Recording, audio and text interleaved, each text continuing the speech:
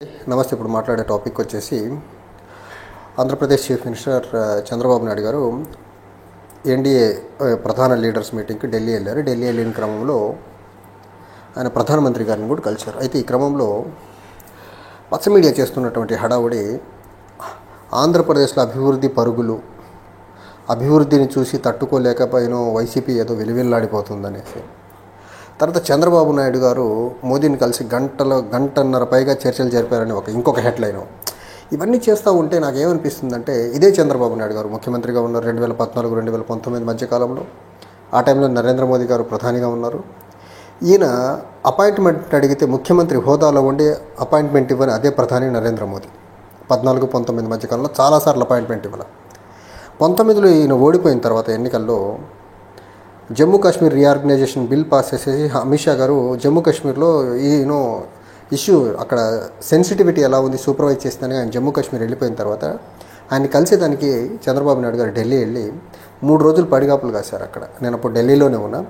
3 రోజులు పడిగాపులు కాసి రకరకాల మనుషులతో ప్రయత్నాలు చేశారు. అమిత్ షా గారు వస్తే కలుద్దాం అని. ఆయన వచ్చిన తర్వాత కూడా చంద్రబాబు నాయుడు గారికి అపాయింట్మెంట్ ఇవ్వాలి. 3 డేస్ అక్కడ నిరీక్షించాడు. అయితే బీజేపీకి కర్మకాలింది, చంద్రబాబు నాయుడు గారు అదృష్టం కలిసి వచ్చింది. బీజేపీకి అక్కడ అబ్సల్యూట్ మెజారిటీ రాలేదు. ఆంధ్రప్రదేశ్ నుంచి, బీహార్ నుంచి ఎంపీల ఆవశ్యకత ఉంది, అవసరం పడింది. ఇప్పుడు వాళ్ళ అవసరం రీత్యా ఈయన టైం అడిగినప్పుడల్లా టైం ఇస్తున్నారు.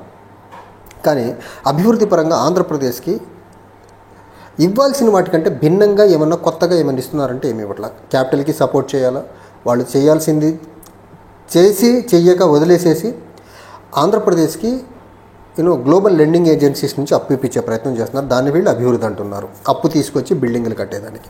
బిల్డింగులు కడితే అభివృద్ధి కాదు అనేది ఈ పచ్చ మీడియాకి కానీ, ఈ సోకాల్డ్ ప్రపంచ మేధావి చంద్రబాబు నాయుడు గారికి కానీ అసలు అర్థమవుతుందా లేదా? బిల్డింగులు కడితే అభివృద్ధి.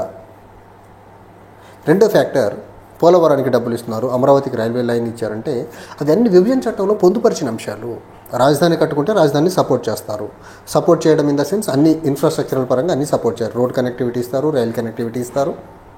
పోలవరం ప్రాజెక్ట్ని నేషనల్ ప్రాజెక్ట్గా డిక్లేర్ చేశారు చట్టంలో. కాబట్టి ఖచ్చితంగా గవర్నమెంట్ ఆఫ్ ఇండియా కాస్ట్ ఎంతైనా బేర్ చేయాల్సిన ఆవశ్యకత గవర్నమెంట్ ఆఫ్ ఇండియా మీద ఉంది. అది లీగల్లీ ఒబ్లైజ్డ్. అది ఇలాంటి టైంలో రాష్ట్రానికి కొత్తగా అడిషనల్గా తీసుకొస్తుంది ఏంటిది? చంద్రబాబు నాయుడు గారు ఎన్నిసార్లు వెళ్ళి కలిసి వాళ్లకు బొమ్మలు, బొకేలు ఇవ్వడం, తిరుమల లడ్డూలు ఇవ్వడం తప్ప ఏం తెస్తున్నారనేసి ఇక్కడ తెలుగు మీడియా, పర్టికులర్లీ పచ్చ మీడియా, చంద్రబాబు నాయుడు గారు ఆంధ్రప్రదేశ్ని అభివృద్ధి పరంగా పరుగులు పెట్టిస్తున్నారని చెప్తున్నారు. ఒక్క అమరావతి అంశంలోనే 60,000 పైచిలుకు కోట్ల రూపాయలు అప్పు చేసి ఉన్నాడైనా ఒక్క అమరావతికి. మిగిలిన ఏ అంశానికి కూడా ఇంట్రెస్ట్ చూపకుండా ఒక్క అమరావతి చుట్టే ఈయన ప్రదక్షిణలు చేస్తూ ఉంటే రాష్ట్రం సమగ్ర అభివృద్ధి ఎప్పుడు చెందాలా? సమగ్ర అభివృద్ధి చెందని రాష్ట్రాన్ని అభివృద్ధి పరంగా రాష్ట్రం పరుగులు పెడదని ఈ పిచ్చి మాటలు ఈ పచ్చ మీడియా ఎందుకు మాట్లాడుతుంది? అండ్ ప్రపంచంలో ఉన్న కంపెనీలన్నీ ఆంధ్రప్రదేశ్కి క్యూ కడుతున్నామని ఇంకో వార్త ఈరోజు. అసలు ప్రపంచంలో ఉన్న కంపెనీలు అన్నీ ఆంధ్రప్రదేశ్కి క్యూ కడితే ఫాక్స్కాన్ తమిళనాడుకి ఎలా వెళ్ళిపోయింది? సిస్కో తమిళనాడుకి ఎలా వెళ్ళిపోయింది? అన్నీ ఆంధ్రప్రదేశ్కి క్యూ కడుతున్నాయి కదా. కొత్తగా రీసెంట్గా 1.5 month ago నుంచి జరుగుతున్న డెవలప్మెంట్స్ సిస్కో అవనివ్వండి, ఫాక్స్కాన్ అవనివ్వండి, నిజంగా ఆంధ్రప్రదేశ్కి గ్లోబల్ కంపెనీస్ అన్నీ క్యూ కడితే ప్రపంచంలో ఉన్న పెద్ద కంపెనీలన్నీ, సిస్కో అండ్ ఫాక్స్కాన్ పెద్ద కంపెనీలే కదా, చాలా పెద్ద కంపెనీలు అవి ఆంధ్రప్రదేశ్కి రాకుండా తమిళనాడుకి ఎందుకు వెళ్ళిపోయినాయి? దీనికి పచ్చ మీడియా సమాధానం చెప్తుంది. అసలు ఎందుకు ఆంధ్రప్రదేశ్లో రాష్ట్ర ప్రజల్ని ఇంత ఘోరంగా ఈ పచ్చ మీడియా మిస్లీడ్ చేస్తుంది? మిస్లీడ్ చేయడం వల్ల మీకు వచ్చేది ఏంటి? రాష్ట్రం అభివృద్ధి చెందదు కదా. అంటే చంద్రబాబు నాయుడు గారిని రాజకీయంగా పదిలంగా ఉంచేదానికి, జనాల్ని, రాష్ట్రాన్ని మభ్యపెట్టేదానికి ఎంత నీచానికి దిగజారి ఇంత పచ్చి అబద్ధాలని మీరు వార్తలుగా చిత్రీకరించే ప్రయత్నం ఎందుకు చేస్తుంది పచ్చ మీడియా?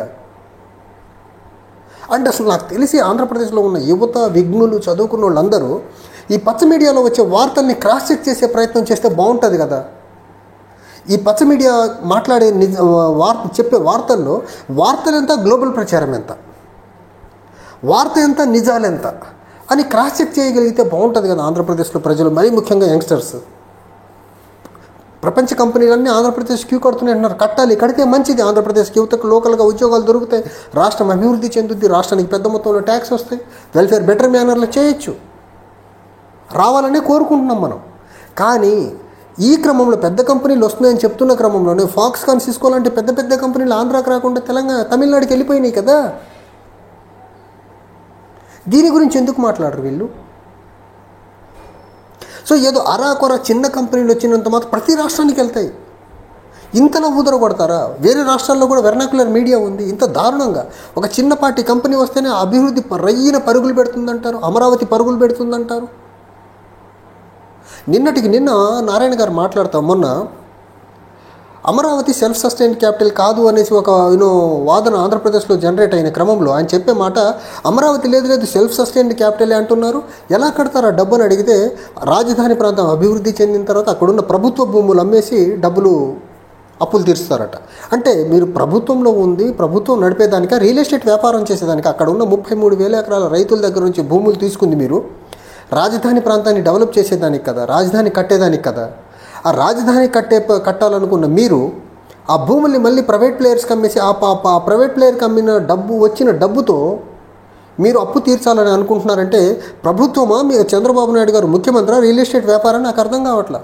ఇది నారాయణ గారు చెప్పిన మాట, భూములమే అప్పులు తీరుస్తామనేది. ఇప్పుడు అమరావతికి ప్రపంచ బ్యాంకు నుంచి వచ్చిన లోన్ ఏదైతే ఉందో 29 సంవత్సరాలు కట్టుకుంటూ వెళ్ళాలి దాన్ని. ఇంకొక గ్రేస్ పీరియడ్ 6 years ఉంది.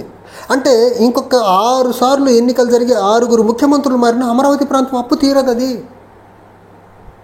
ఈ రకంగా ఇంత పెద్ద మొత్తంలో అప్పులు చేసి ఇంత లాంగ్ డ్యూరేషన్ ఆంధ్రప్రదేశ్లో ప్రభుత్వం అప్పులు కట్టుకుంటూ ఉంటే ఇక రాష్ట్రము ఈ అప్పుల బారి నుంచి బయటపడేది ఎప్పుడు? చంద్రబాబు నాయుడు గారు చేసే అప్పుల వల్ల ఆంధ్రప్రదేశ్ రెవెన్యూ డెఫిసిట్ స్టేట్గా ఉండేదానికి ఆస్కారం ఉండేదానికి ఎక్కువ ఉంది కదా. సో వీళ్ళ విధానం అంతా చూస్తూ ఉంటే పచ్చ మీడియా కంప్లీట్గా రాష్ట్రాన్ని ఘోరంగా మిస్లీడ్ చేస్తూ ఉంది. నేను అర్లియర్ వీడియోస్లో చెప్పాను, నేను చంద్రబాబు నాయుడు గారు ఏం చేసినా, ఎంత దుర్మార్గమైన పనులు చేసినా అది రాష్ట్ర అభివృద్ధిలో భాగము. ఎన్ని దుర్మార్గాలు చేసినా, బీజేపీతో గొడవ పడ్డా, బీజేపీతో సఖ్యత్తున్నా, అది ఏం చేసినా రాష్ట్రం కోసమే. కానీ జగన్మోహన్ రెడ్డి గారు ఒక 5 సంవత్సరాలు ముఖ్యమంత్రిగా చేసిన ఆ టెన్యూర్ని విధ్వంసం జరిగిందని చూపించే ప్రయత్నం ఏదైతే చేస్తారో దుర్మార్గం. వీళ్ళు విధ్వంసం అని చెప్పే వీళ్ళు చంద్రబాబు నాయుడు గారు మొన్న రీసెంట్గా జరిగిన government schools teachers as well as parents మీటింగ్లో చంద్రబాబు నాయుడు గారు కూర్చున్న కుర్చీలు వాళ్ళు జగన్మోహన్ రెడ్డి గారు గవర్నమెంట్లో ప్రొవైడ్ చేసినవి బ్యూటిఫుల్ టేబుల్స్ అవి. ఆ యూనిఫామ్స్ జగన్మోహన్ రెడ్డి గారు గవర్నమెంట్ డిజైన్ చేయించినవే. ట్యాబ్లెట్స్ గవర్నమెంట్ ట్యాబ్స్, పిల్లలకి ఇచ్చిన ట్యాబ్స్, స్కూల్ బ్యాగ్స్, కిట్స్ అన్నీ జగన్మోహన్ రెడ్డి గారి ప్రభుత్వంలో ఇచ్చినాయే. అది కనపడదా వీళ్ళకి? గ్రామ సచివాలయం వ్యవస్థ కనపడదా? గ్రామ వాలంటీర్ వ్యవస్థ కనపడదా వీళ్ళకి? అలాంటి వ్యవస్థల్ని కూడా తప్పుపట్టే ప్రయత్నం చేసే విధానం ఏదైతే ఉందో, నిజంగా నేను అంటుంది వీళ్ళు మీడియా కాదు అని ఎందుకు అంటున్నానంటే, చంద్రబాబు నాయుడు ఏం చేసినా మంచి అని చెప్పి వేరే ముఖ్యమంత్రి, వేరే రాజకీయ పార్టీలు చంద్రబాబు నాయుడుకి వ్యతిరేకంగా రాజకీయాలు చేసే వాళ్ళు ఎవరైనా ఉండేవాళ్ళు, జగన్మోహన్ రెడ్డి గారు అవనివ్వండి, ఇంకొకళ్ళు అవనివ్వండి, ఎవరన్నా ఉండేవాళ్ళు, వాళ్ళు ఏ మంచి పని చేసినా, ఎంత మంచి పని చేసినా దాన్ని దుర్మార్గంగా వక్రీకరించే విధానం ఏదైతే ఉందో, ఇది ఒక పచ్చ మీడియాకే సాధ్యం. ఇది ఎందుకు చెప్తున్నానంటే, నేను మొన్న ఒక వీడియోలో చెప్పాను, నేను జగన్మోహన్ రెడ్డి గారు సినిమా టికెట్స్ ప్రైస్ రేషనలైజేషన్ చేస్తే సినిమా ఇండస్ట్రీ మీద దాడి అన్నారు. అదే పని రేవంత్ రెడ్డి గారు ఇక్కడ చేస్తాను, బెనిఫిట్ షోలు ఇవ్వను, ప్రైసెస్ పెంచేదానికి పర్మిషన్స్ ఇవ్వను, నేను ముఖ్యమంత్రిగా ఉన్నాను రోజుల్లో చెప్తే దాన్ని ఓహో అద్భుతమైన డెసిషన్ అని పొగిడే ప్రయత్నం చేస్తున్నారు. ఇక్కడ వీళ్ళ హిపోక్రటిక్ డ్యూయల్ స్టాండర్డ్స్ క్లియర్గా అర్థమవుతున్నాయి.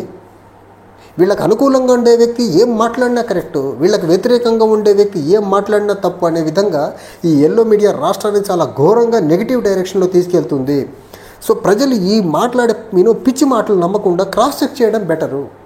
మరీ ముఖ్యంగా ఎడ్యుకేటెడ్ యంగ్స్టర్స్లో చేంజ్ రాకుండా చంద్రబాబు నాయుడు గారు దుర్మార్గమైన రాజకీయాల్ని అడ్డుకట్ట వేయడం చాలా చాలా కష్టమైన పని అయితే చాలా క్లియర్గా అర్థమవుతుంది. Thank you.